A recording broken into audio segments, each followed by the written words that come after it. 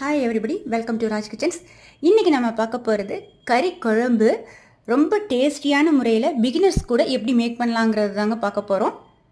First one, pan எடுத்துக்கோங்க. அதில் oil விட்டு சோம்பு, உளுந்தம்பருப்பு, பட்டை, இலை, வாசனை பொருட்கள், வெங்காயம், தக்காளி, பச்சை மிளகாய், பூண்டு, இது நாளையும் ஆட் பண்ணி 1 டீஸ்பூன் உப்பும் ஆட் பண்ணி ஒரு வதக்கி விட்டுருங்க. அதோட மட்டன் பீஸையும் ஆட் பண்ணிடுங்க.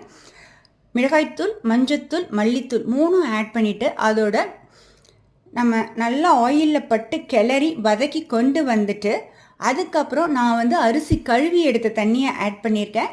நீங்கள் அரிசி கழுவி எடுத்த தண்ணியும் ஆட் பண்ணிக்கலாம், அப்படி இல்லாமல் நார்மல் வாட்டரும் ஆட் பண்ணிக்கலாம்.